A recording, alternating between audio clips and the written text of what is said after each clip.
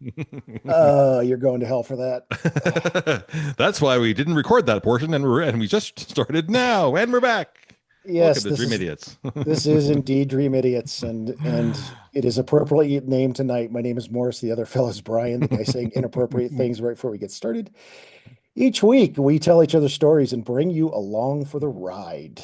Brian, do It we never have any? happened. Do we have any news or information to pass along?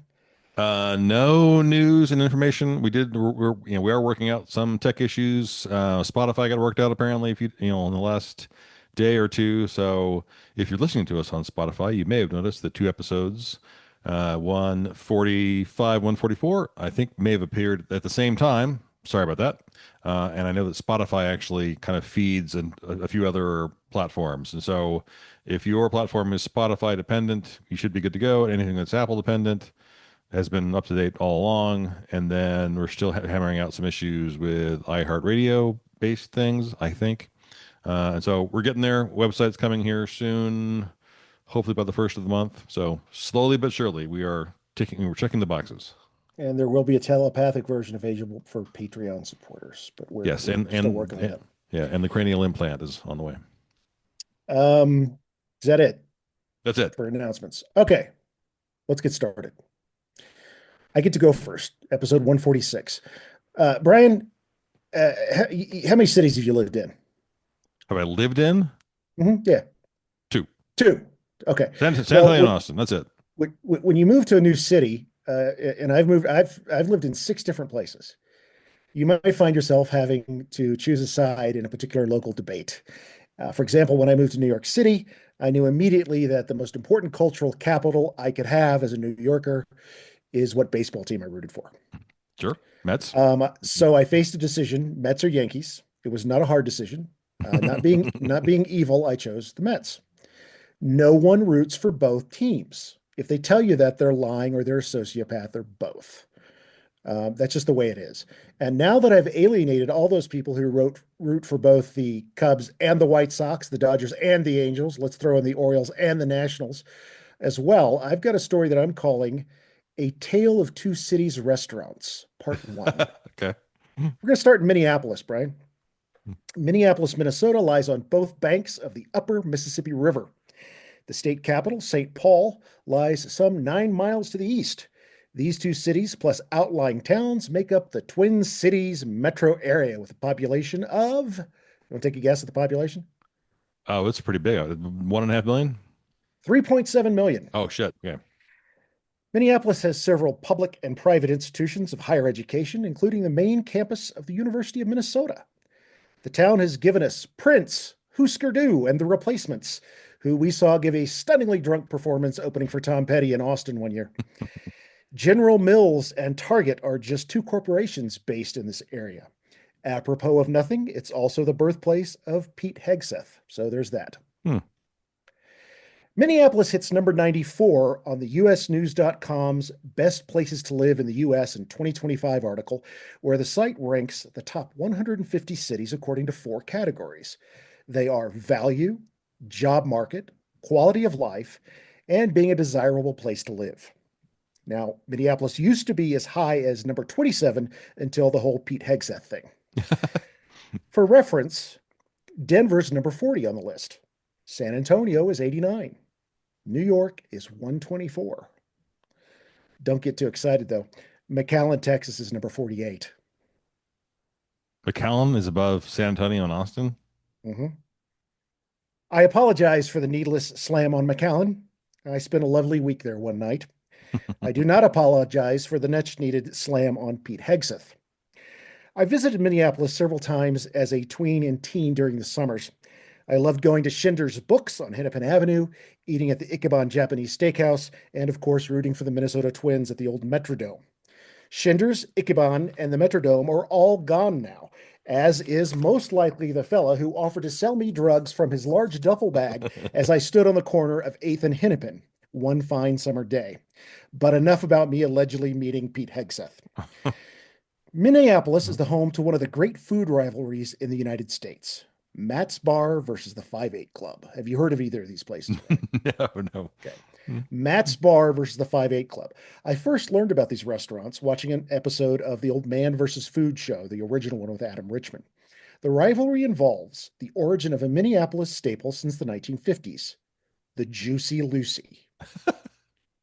It's a type of cheeseburger served at both places, although Matt's Bar drops the I in juicy, so it's just Jucy Lucy, Juicy Lucy. Right. How do you like your cheeseburgers, Brian? Or do you even like cheeseburgers? I had a cheeseburger for dinner this evening. In fact, I love a good cheeseburger, but I mean, being from Texas, I and a fan of New Mexico, I always go spicy. So it has to have chilies or you know salsa or jalapenos or something. But yeah, Like a green chili, yeah, that kind of stuff. Yeah, yeah, okay. Yeah, absolutely. the prop from what's your favorite joint? Like where would you go if you could only go to one burger joint for the rest of your life? For the rest of my life, Yeah. I mean, I'm not even that picky. I mean, Whataburger burgers are pretty good. I used to love Fuddruckers. I'm trying to think of a good local burger here. I mean, in Austin, there was a place called Huts Burgers that was on Hmm. East Sixth Street, and then Top Notch Burgers was the place up on Burnett Road that's featured prominently in Dazed and Confused because Oh, it's been right, right, there. right, Yeah, right, it's right, been right. there Okay. since the at least the 60s, 70s, and so I don't really I'm not sure I have a good burger only place in San Antonio yet. I'm a P. Terry's fan for what's available Oh, yeah, in San they're good to Antonio. do. I'm a lettuce, raw onion, bacon kind of guy on my Mm, cheeseburgers. If I'm feeling adventurous, perhaps a light spread of Thousand Islands dressing. Um, Up here, I really don't have a favorite burger joint yet, but in New York City, there was the late lamented J.G. Mellon's, which was a fantastic place. It was straight out of 1978. The decor had not been changed, and they took only cash. And man, was that a good burger. They did not survive COVID. I don't think. They might have closed a mhm. little earlier than that. Anyway, both joints that I'm talking about here, Matt's Bar and the 5-8 Club, prepare the ground beef the same way. Two salted and peppered quarter-pound patties are mashed together into one big patty. But before the mashing, a slab of American cheese is placed in the middle. As the burger cooks, the cheese melts into a hot, gooey pocket of dairy goodness. Quote, Minnesotans love to go to a dark dive bar and eat something it's known for, something fun and something that will probably burn your face, said food writer and chef Amy Thielen, herself a Minnesota native. There's an element of risk. Matt's Bar and the 5-8 Club both claim original authorship of the Juicy Lucy. Let's start with Matt's version, dating back to 1954. According to the restaurant's website, the Juicy Lucy, remember, no I in that Juicy Lucy, offered by the establishment came about when a local customer asked for two hamburger patties with a slice of cheese in the middle. Upon biting into this new molten hot burger, he exclaimed, That's one Juicy Lucy! And a legend was born. Customer demand grew so quickly, we forgot to add the I. And the Juicy Lucy has now become a local culinary hero. Remember, if it's spelled correctly, you just might be eating a shameless ripoff. Matt's Bar offers the usual swag for sales sporting their name and the catchphrase, Fear the Cheese. The restaurant has been featured on Man vs. Food, Food Wars, and been the subject of an article in the New York Times. The Juicy Lucy appears on best hamburger lists from mensjournal.com, cheapism.com, and theinfatuation.com. The Juicy Lucy also carried the seal of approval from President Barack Obama, who dined there in 2015 and declared the burger great. Scott Nelson, owner of Matt's Bar, said that the president's server, quote, was pretty clear with him about how to eat it without burning himself. The president also had a side of French fries and a couple of iced teas. It was the first appearance by a sitting president at Matt's Bar since 1975 when Gerald Ford ate there and was immediately treated for second-degree burns on his face and hands. Of course. I kid. That didn't happen. I made that up. But did you know that while at the University of Michigan, Gerald Ford threatened to quit the Wolverines football team? Have you heard No. this story?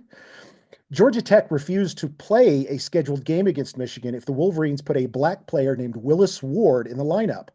Despite protests from everyone, the Michigan school officials shittily caved to Georgia Tech's shitty demand. Ward was a 3-year letterman at Michigan and only the second African American to letter in football there.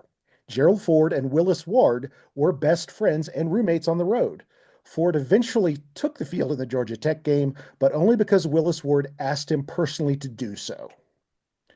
Enough on my tangent on Gerald Ford, which started as a hack joke. Let's talk about the 5-8 Again, Club now. every story from history is a story of racism. Okay, go ahead. Yes, and you know what? Good for Jerry Ford. We make Right. fun of Jerry. I made fun of Jerry Ford just what 10 lines ago. Right. Anyway, the 5-8 Club.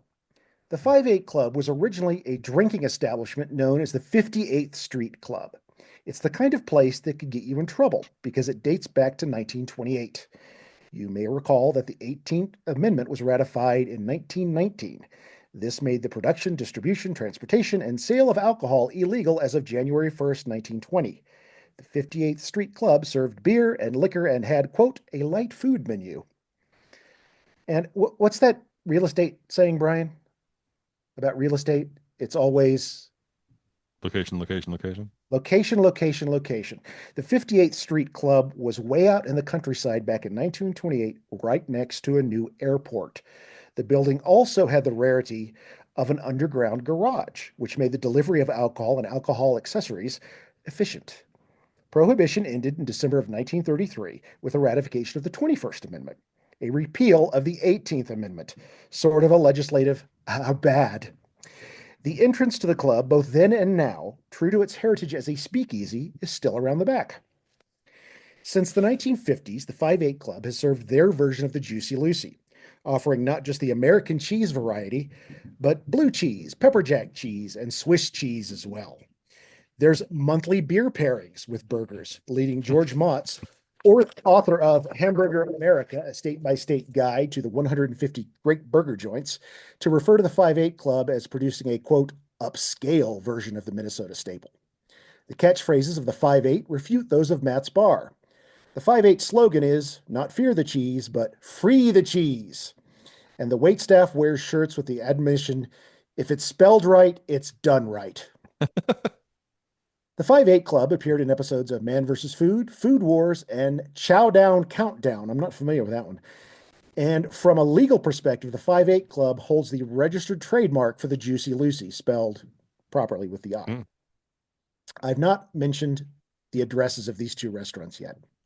Matt's Bar sits at 3500 Cedar Avenue South, and the 5-8 Club at 5800 Cedar Avenue South. According to Google Maps, they're separated by 2.9 miles. It's a 9-minute shot straight up or down Cedar Avenue from one to the other. Now, these two restaurants aren't the only ones who offer a Juicy Lucy style burger. I looked some up, and here's some of the more interesting ones I came across in the Twin Cities area. I also went on Reddit and consulted a couple threads, and a lot of folks like the Nook as this place. It offers a basic Their own version. Yes, it's called, Bryan, Uh-huh. the Juicy Nookie. Then there's No, thank you. then there's a Burmese restaurant called Mandalay Kitchen. They've got a chopley spiced patties. I don't know what chopley is, but apparently it's used a lot in like food from Pakistan.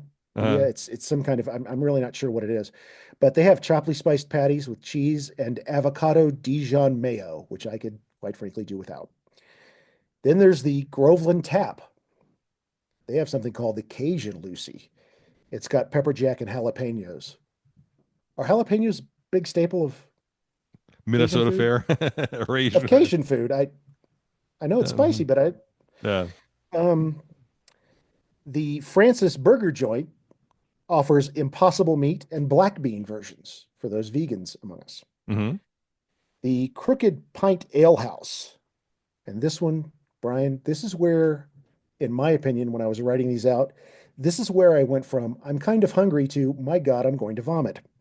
The Crooked Pint Ale House offers, for those of you who like this, a poutine Lucy. American cheese, and that's inside. Remember, the American cheese is inside the meat. Inside, right. Topped with more American cheese, chopped bacon, fries, cheese curds, and beef gravy. Oh, God. No, thank you. Hey, man, someone likes it, right? Then there's the Blue Door. The Blue Door, its staple burger, its signature burger, is a blue cheese version of the Juicy Lucy, and it's called the Bluesy. Okay. They also have the Longfellow Bluesy. Now, this one sounds really good, actually. Herbed goat cheese and blackberry sauce in the center of your burger. That sounds pretty darn good. No? No. Blackberry? Oh, all No. right. Oh. Then there's, and this is my favorite titled burger of all of them, Mount Blucivius. Ghost pepper cheese, fried avocado, spicy bacon with cilantro lime sauce. I'd try it. Yeah, I could do without the fried avocado. And finally, Brian, there's Wendy's House of Soul. This is something called the Mogul Burger. The patties now are pre-baked. They've got a four cheese center, plus green peppers, onions, and turkey bacon. It's placed in a gluten-free wrap. It sounds pretty good so far. Sure. And then it's deep fried. Okay. And then they ruin it. Bye. Okay, got it. So, Brian, are you hungry or are you grossed out? Had a big dinner right before recording, so I don't know. Closer to hungry though. Some of those sound pretty good. Some of them sound excellent. And you know, Yeah, I yeah, didn't mean to pee on the old poutine. That's my yeah. fault because I'm not a poutine guy. I mean, I cannot think of any San Antonio based food rivalries unless you go back to, is the only thing I could come up with. If you recall, growing up, we didn't have Burger Kings right. because the local trademark went to a local San Antonio chain called Whopper Boy Hmm. or Whopper Burger. Right. Um, Over the years, that's been sold off, and I think some came back, but those became Better Boy Burgers and Murphs. And these days also there is Burger Boy, which also factors in Mhm. is part of that Yeah. debate too. Somehow I Yep. forget how.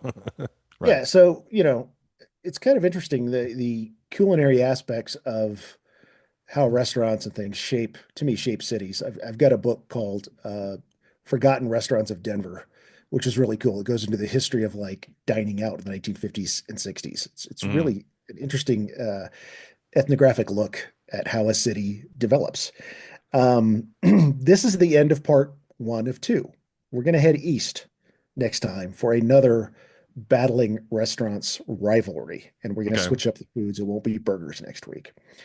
A lot of sources for this, actually, surprisingly. Elizabeth Hernandez's November 4th, 2015 article on twincities.com. President Obama eats Juicy Lucy at Matt's Bar, ice cream at the Grand Ole Creamery, which is a great name for an ice cream place. Sharon Jackson from a June 27th, 2017 article from the StarTribune.com. The Juicy Lucy, two bars battling since the 1950s over Minnesota's favorite burger. George Motz's 2011 book, Hamburger America, a state by state guide to 150 great burger joints from Reading Press out of Philadelphia. mattsbar.com, 58club.com, twincities.eater.com for the other versions of the Juicy Lucy, usnews.com's best places to live in the US in 2025, Wikipedia for general information on Minneapolis, Gerald Ford and Willis Ward, and Google Maps for for the Cedar Avenue info there in Minneapolis. I was worried for a moment that they were across the street from each other. So I'm glad that they have 2.9 miles. Yes. I didn't know of these places when I was visiting there in my summers as a teenager, but if I find myself in the Twin Cities, I'm definitely going to block out a day to do a Bam Bam. Go and go Right. yeah, go to one and then drive down the street and go to the other and maybe eat just half a burger at each. Can I order Um, half a burger? Can I have yeah, an eighth of a burger? Right. or Eighth of a pound? split it with my wife or something. Right. Um, anyway, that's a Tale of Two Cities restaurants, part one, Minneapolis. And part two is going to be where? Do I'm you not going dare to tell tell you. us? Not okay. Nope. It's going to be a surprise. More to come next week. Part two. Nice. Thank you. Yeah, you bet. No, I sort of want to go to Minneapolis, but I've never been there. Oh, great. Well, except for some of the, police problems. Um, Yeah, and of course winter. I've had two yes, friends over the years who have moved there from Central Texas. The first was there for one winter and moved straight back to Texas, and the second one is still there so far, but he only moved there 6 or 8 months ago. So we'll see. they have a statue of Mary Tyler Moore throwing her hat up. Uh, that's Yeah, great. Yeah, it's a cool place. cool. Thank you. So transitioning here on, moving on to other content. I do have a curse word of the week this week. Are you ready? I am always ready for our lexicographic inquiries.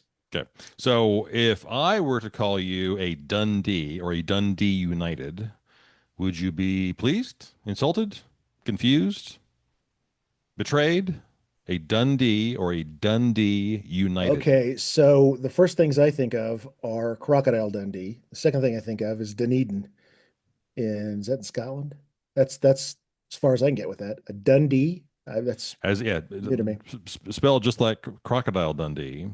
But so if you were to be born and raised in the Western African country of Nigeria, it is very common these days, and about for during our lifetimes, basically, people of our age and younger refer to other people as being a Dundee or a Dundee United when they do something stupid. Of course, you crashed your Ah, bike. You were texting while cycling. Of course, you crashed your bike. You Dundee.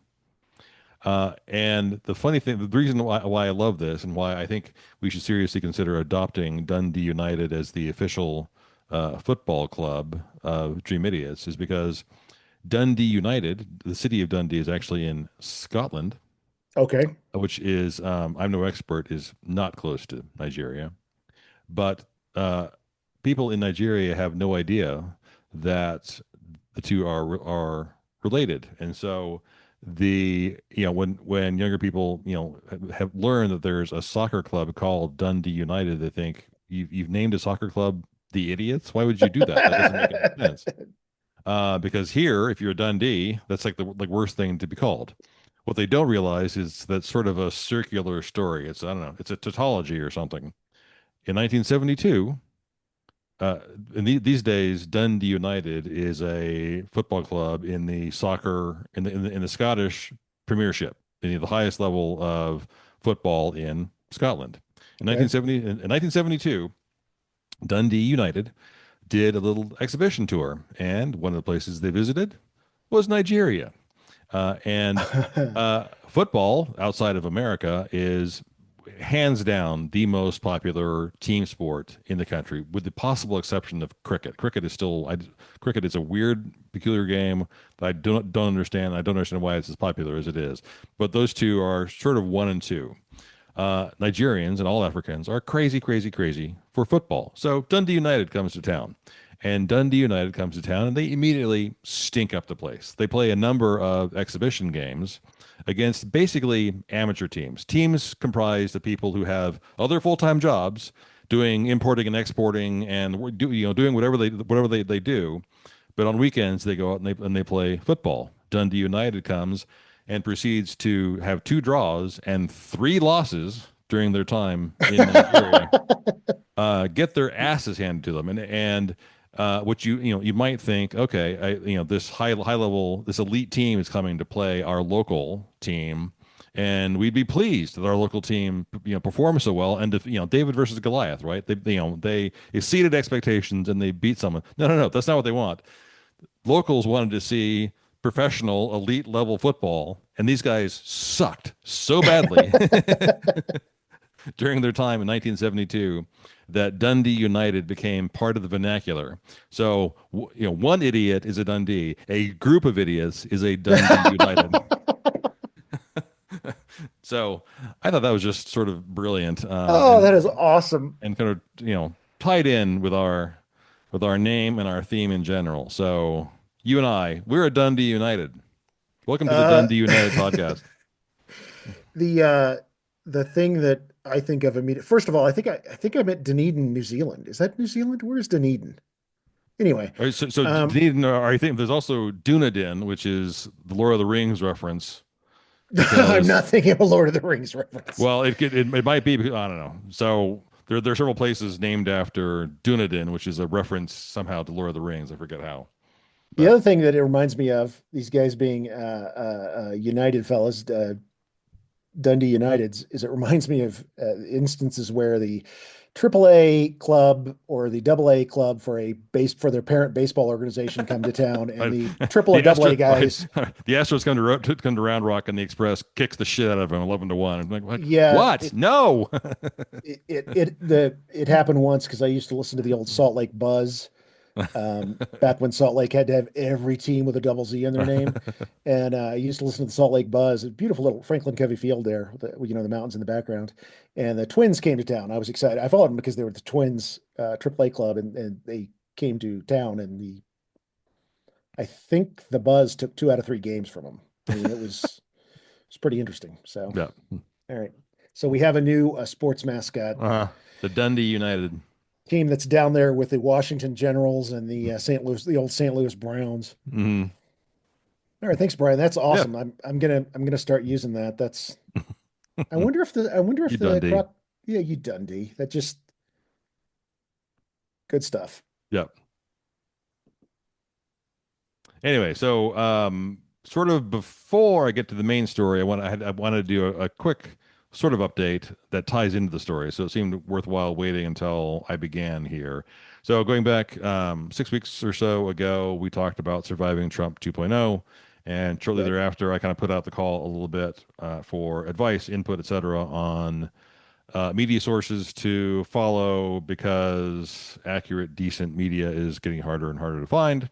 And so, just a few suggestions out there. If you're trying to find decent, accurate, reasonable news that isn't dominated by spin, fake news, etc., we've got some recommendations here from a few different folks, many of whom I won't mention by name, but are friends of ours, friends of the pod, etc. And so things to maybe subscribe to online, etc. For mainstream news, the Philadelphia Inquirer, The Nation, Mother Jones, international news, The Economist, Foreign Relations, and The Guardian. The Guardian is great. Actually, The Guardian, I had heard about the Dundee United story somewhere else, but then I found the details in an article on The Guardian. For tech news and then tech bro sort of broligarch news, Wired. Mhm. Legal news, Inquest, The Appeal, and The Marshall Project. Uh, if you like great feature writing, of course, the New Yorker, which I'm not getting. For some reason, my print subscription to the New Yorker vanished at some point, and then I just started getting it again. Atlantic Monthly, ProPublica is also fabulous, Mhm. and Yeah. then friend of ours, friend of the pod, Corinne wrote in and said, and one more suggestion, and she wrote parenthetically, "Hear me out," close parentheses. Some great feature writing and op-eds in, of all things, Teen Vogue. If you go seriously to teenvogue.com slash Mhm. news dash news hyphen politics, a bunch of really cool stories, politics, what's happening with ICE, immigration, death penalty issues. It's sort of like being on the Texas Monthly website. Lots of great stuff. And I don't know why Teen Vogue has this niche that they have good news, but they do. Mhm.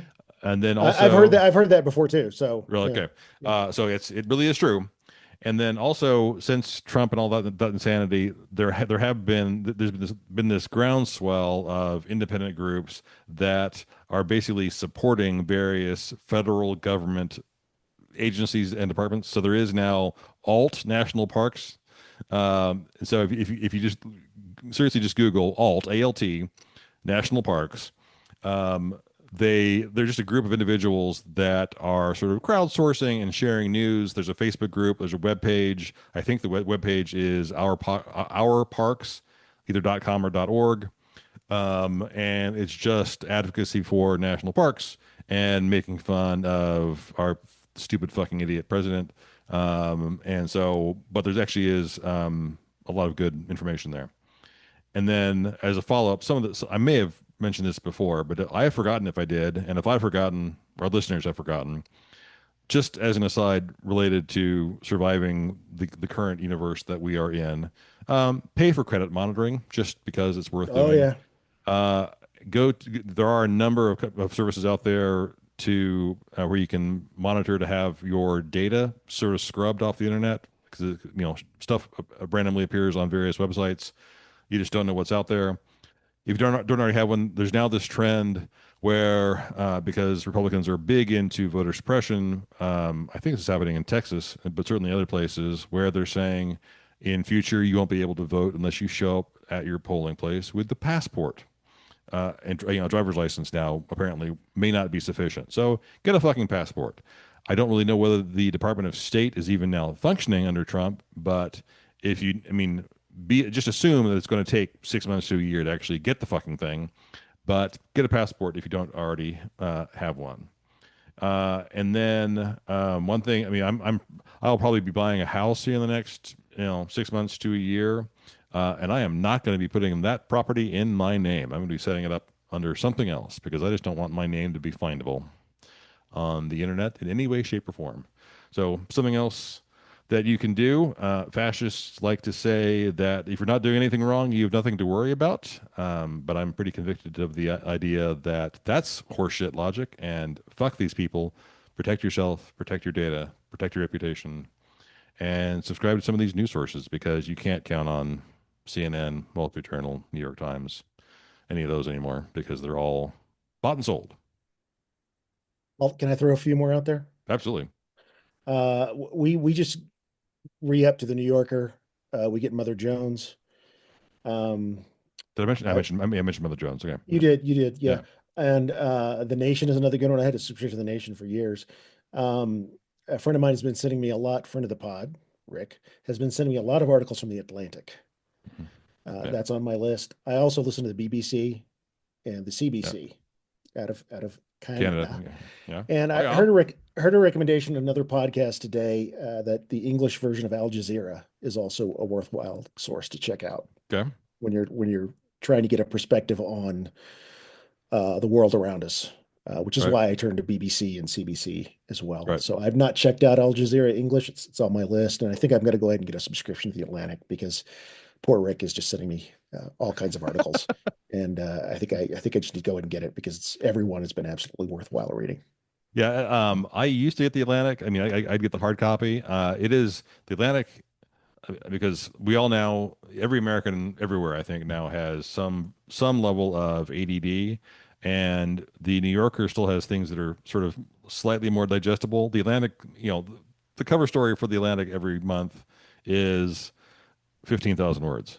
It's great. It's incredible. Mhm. But I mean, I have to like, okay, I'm going to set aside 75 minutes to read Yeah, this. It's some dense stuff, but it's always good. And so I'm so distractible and I'm nowhere near as bad as a lot of folks I know. But it's you have to really be focused and diligent in order to take that in. yeah, it is. It is. It can be daunting at times. We've got all these, you know, fewer and fewer options Right. to turn to. So And do you actually take a printed newspaper? Do you get the local Denver, whatever? I don't. Yeah.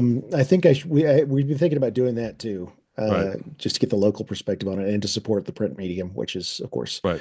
Which is dying right. left and right. So Right. So anyway, so some media suggestions out there. So thanks to the folks who wrote in and gave us those ideas. I need to go back through and subscribe to. I'd never heard of Inquest or the Marshall Project, and so I'm gonna see if I can get a hard copy of the Philadelphia Inquirer mm, in lieu of the New York Times or something. See if it's available in print form in Texas. That seems like a stretch, but it's worth asking.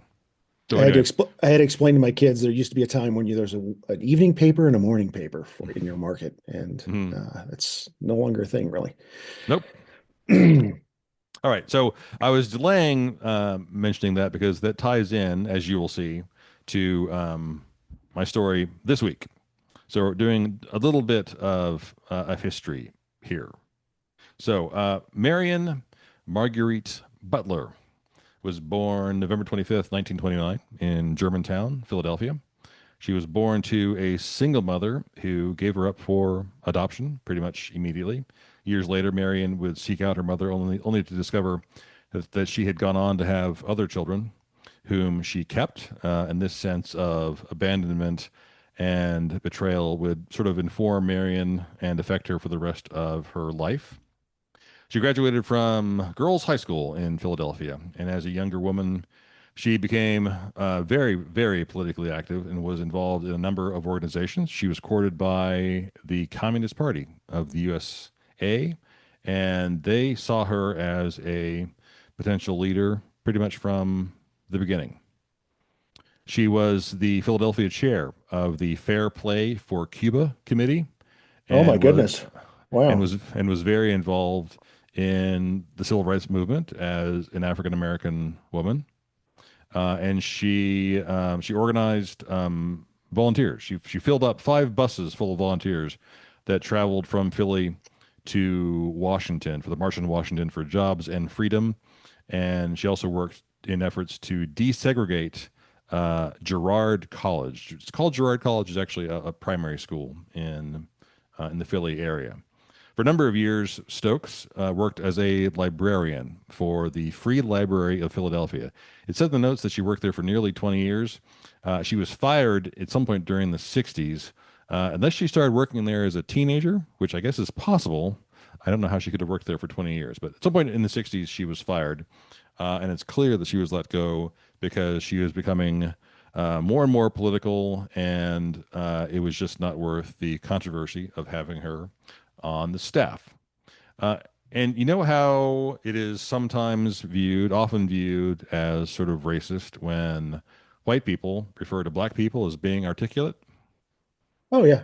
Yeah. So uh, I'm not trying to say that exactly, but Marion was an African American woman, and I urge our listeners to go after you hear this, go out and Google her, go on YouTube.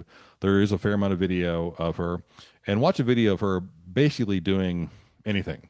When you watch her, it is clear from the very beginning that she's not just articulate. It's sort of like Richard Feynman or James Baldwin, or if you've ever seen an interview with Martin Luther King and not just one of his speeches or sermons, or Gore Vidal or Noam Chomsky. When you listen to her speak, it is easy to discern that she's not just smart and articulate, she's breathtakingly smart. Smart in a way that is able to convey subtlety and complexity and emotion all at the same time. Even when she's speaking extemporaneously, it comes off as though she's crafting full paragraphs in advance. In 1960, she marries a teacher, a guy named Melvin I believe it's pronounced Metellitz, Metelits. He was also a member of the Communist Party. And shortly thereafter, they had a child together, a son named Michael. And also in this period of time, Stokes started being spied upon by the FBI. FBI. Mhm. FBI. Was her husband Greek? Is that a Greek last name? Could Metellus? be.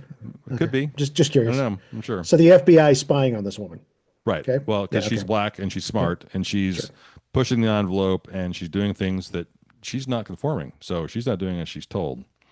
And they decide, you know what, this isn't the place for us. We're communists at heart. Communists at heart. We're going to defect to Cuba. And so, in order to do this, they travel. We're going on vacation, wink, wink, to Mexico. They spend time in Mexico, basically hanging out there. I'm not sure where, waiting for a Cuban visa. The visa doesn't come. I'm not sure why it wouldn't have come because Fidel would have welcomed them. I would have thought, but there was some sort of holdup. They couldn't get the visa, and Metellitz and Stokes separate in the 60s. And basically, she decides, you know what? Okay, I'm done waiting around for the visa. I'm going back to Philly. And they separate. He stays in Mexico, and they divorce shortly thereafter. Melvin makes it clear in later interviews that he cared for her a lot, but he was, it basically is sort of framed as though he's intellectually outmatched by her. Mhm. She's just a brain, right?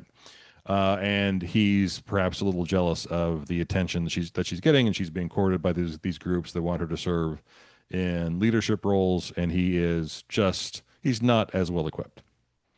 Also, the in the mid '60s, she was actually on the founding board for the National Organization for Women Oh starting wow. in 1965.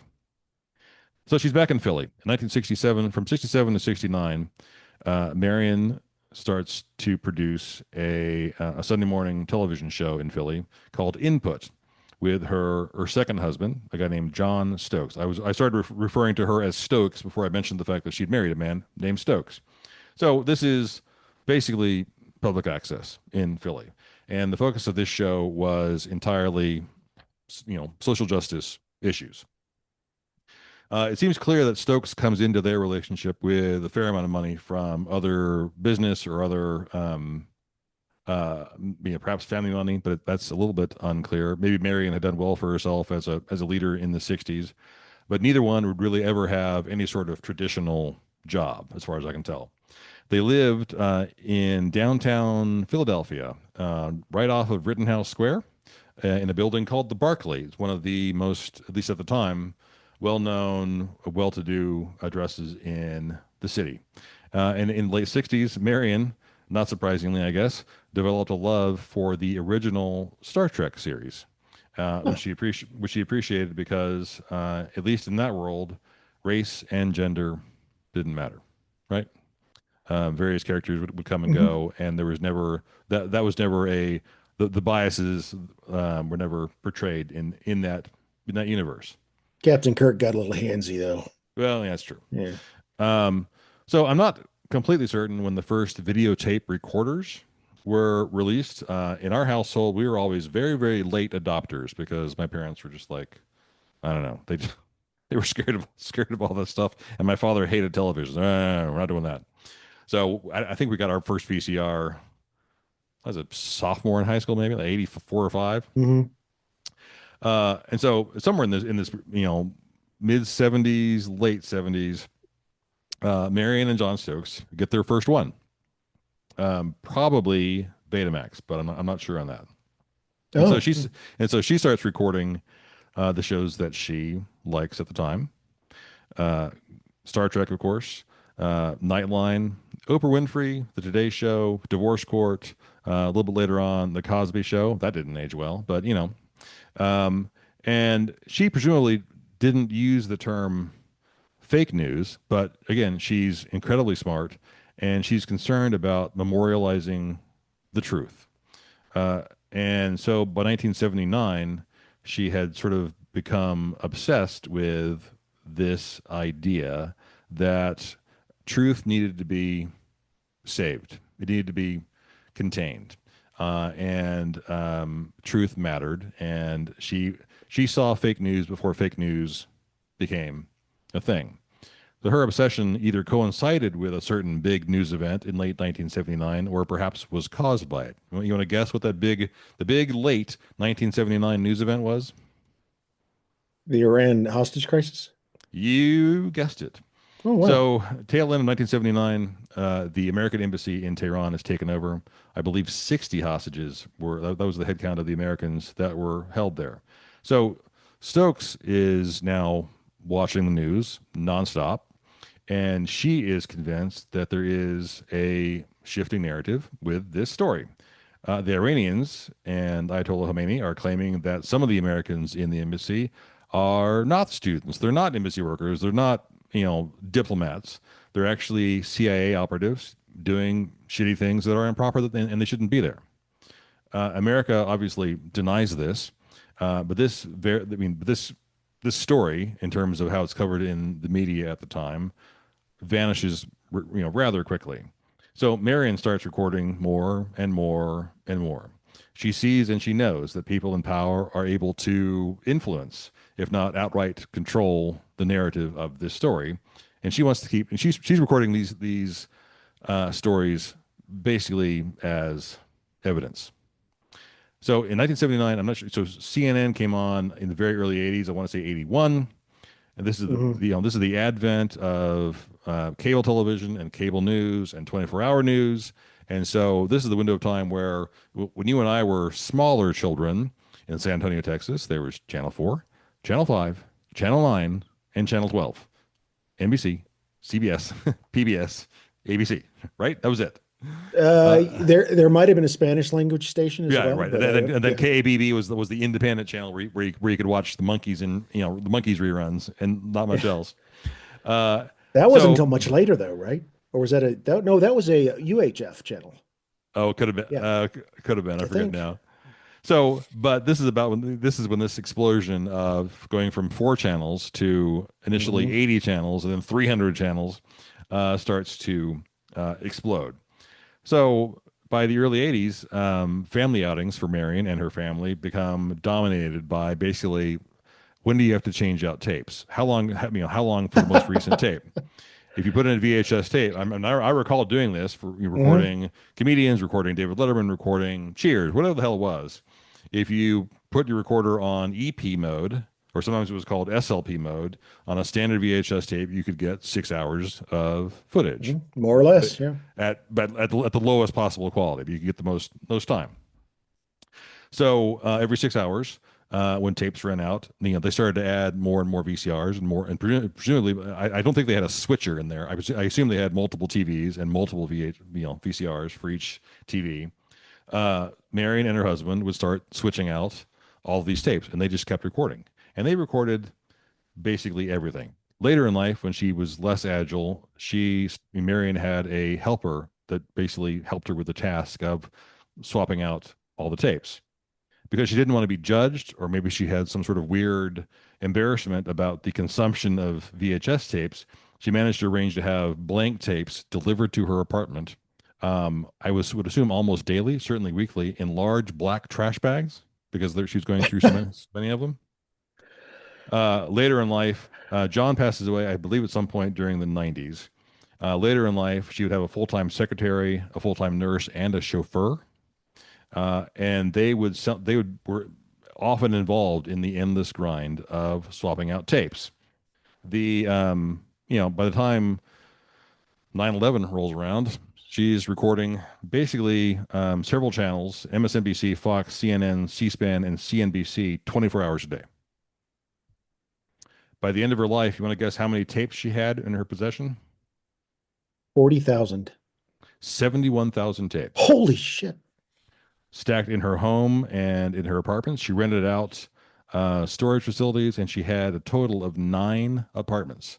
I think all in the same building, because toward the end of her life, she became increasingly, not to be unkind, but basically a shut-in because she was obsessed by this. I think all these apartments were in the same building. I assume. I don't know that for a fact.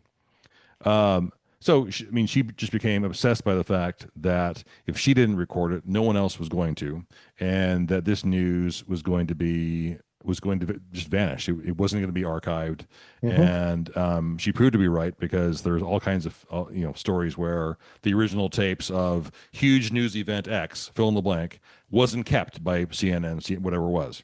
Yeah. And so it's she was spot on.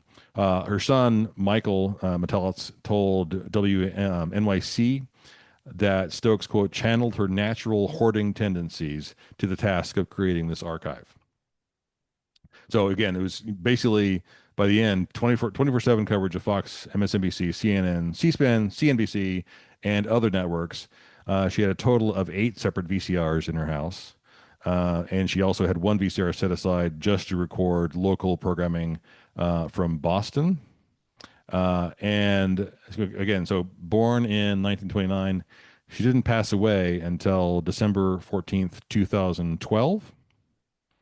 As she died, she was recording the news footage of the Sandy Hook massacre happened the same day, or the day before. Oh my God.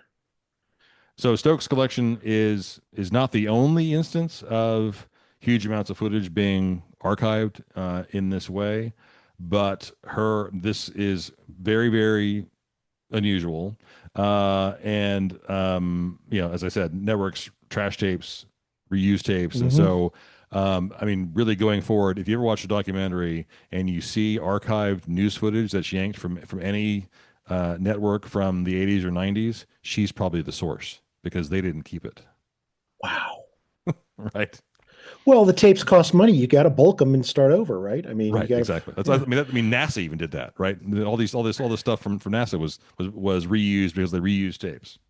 Well, even think about the hours that you and I put in working in radio, right? Recording shows to reel tape that we had to bulk because that's my tape and it's gone now. Right. We had had to reuse or do the best we could.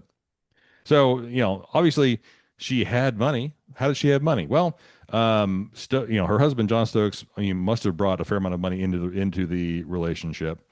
Very early on in the lineage of Apple Computer, Marion was big into Apple computers and Apple stock.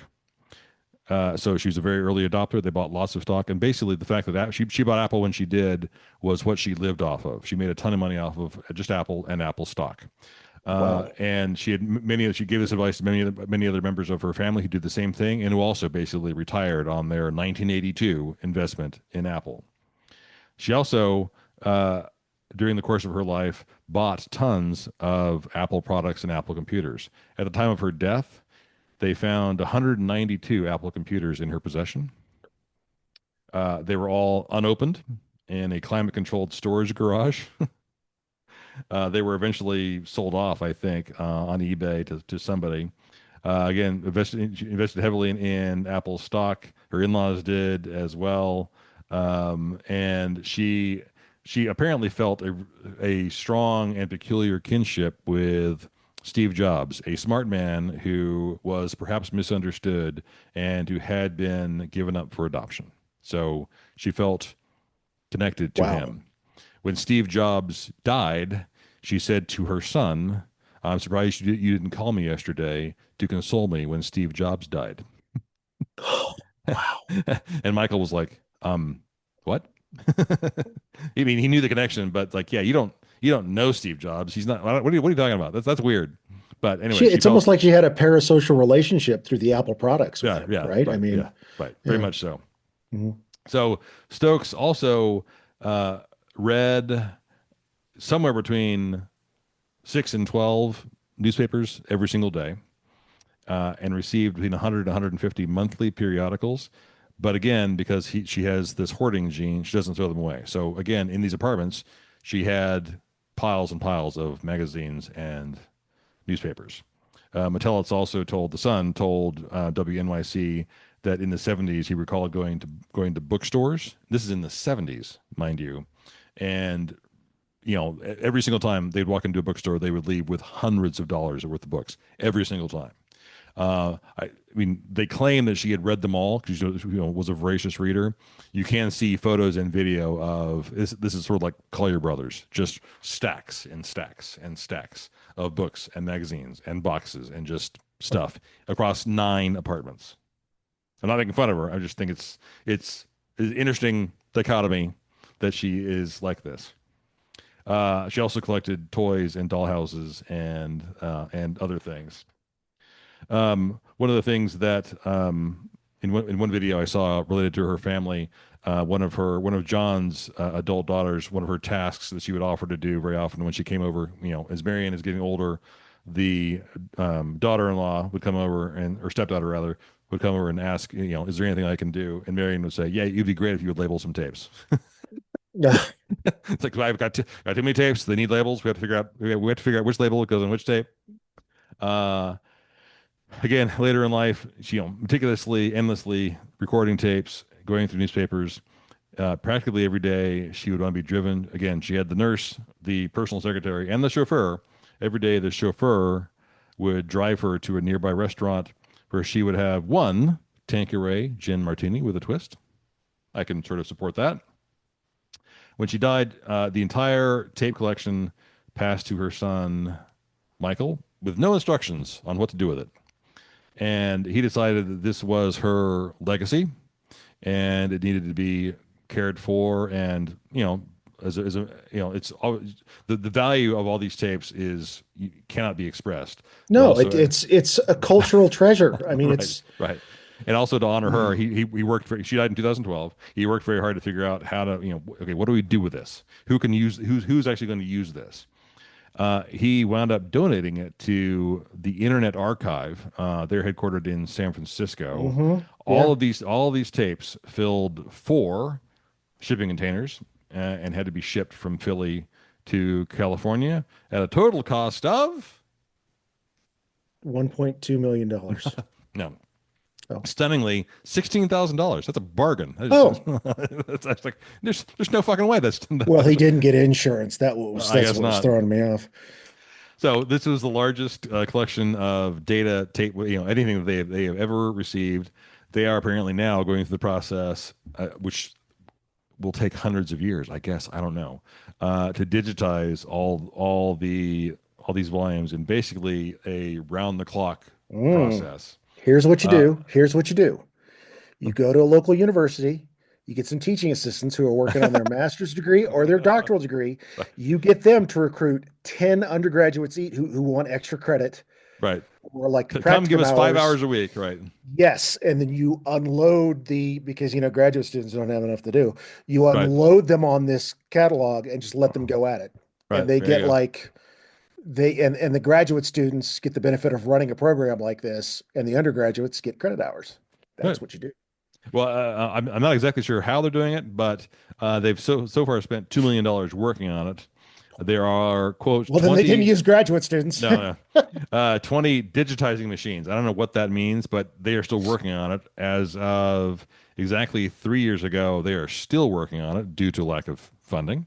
Mhm. And so anyway, this legacy I think is sort of incredible and even more relevant today than it would have been just with how media is now. There is a documentary about her life, Marion Stokes. It's called Recorder: The Marion Stokes Project. It was released in 2019, directed by Matt Wolf. I actually watched it a couple days ago. It's incredible. It's really really a cool story and especially relevant in this day and age. And there you have it. Where can you find that? Where can you find that It's on. I documentary? watched it on, rented it on Amazon Prime for $3 or $4.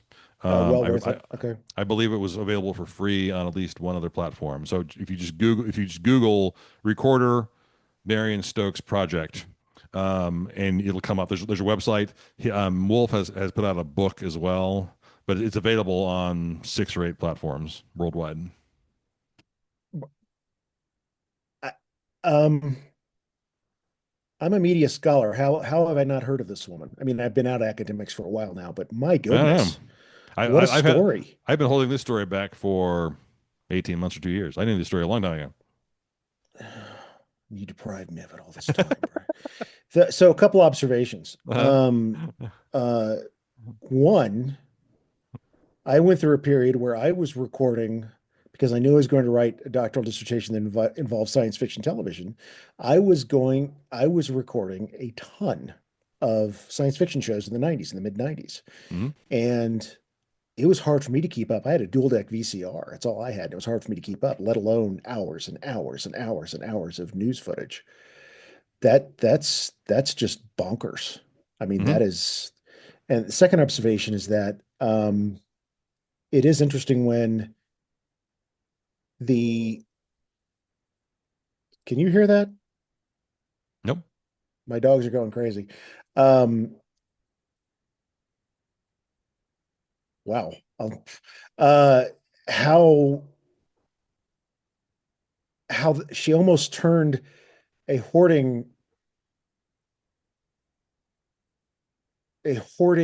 nature into something that provides something as big as this. Um, as big. I can we pause it? I've got to see what's going on. I'm Yeah. sorry. So, sorry about that. My dogs are going bonkers for some reason. Um, yeah. So my thoughts were this. I've been there when I've been recording stuff, not to the length of what Stokes was doing.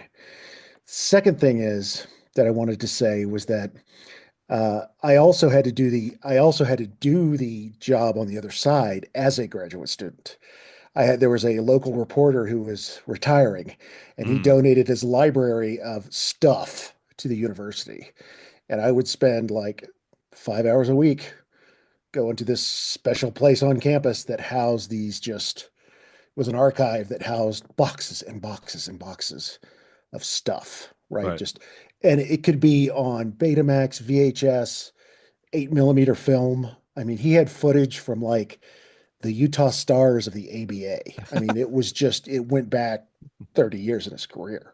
Right. So seeing something like this in its extant form is just, it's amazing to me. And I wonder why groups like the Paley Center and other Museum of the Moving Image in Queens, certainly they would have an interest in being a part of this as well, would be my Right. Who guess, but I knows? don't Right. know. Yeah, Right. Right. that's a fascinating story. Yeah. So yeah, the documentary is definitely worthwhile. 75 minutes long, and there's some sort of creepy footage that they imply anyways, footage that she captured, 9/11, various other events that may not have been kept otherwise. I don't know. So super cool story. Very interesting lady. Wow. Would have been cool to have met her. Just apparently breathtakingly smart. And yeah, interesting.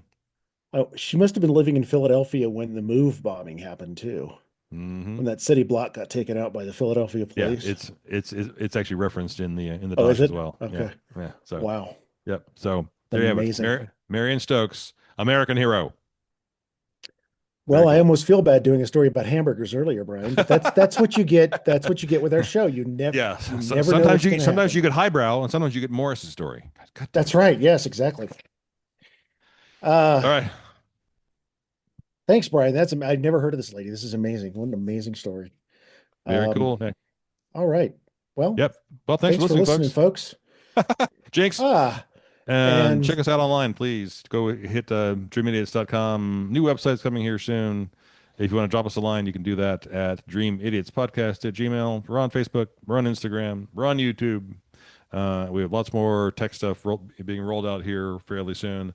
If you have any story ideas, curse word ideas, that's always great. We have used a few of those stories. I have used some of those stories because I check the email. And thanks for hanging in there with us and tagging along as we tell these silly tales. yes, thanks so much. And as always, be good to each other. Free the cheese.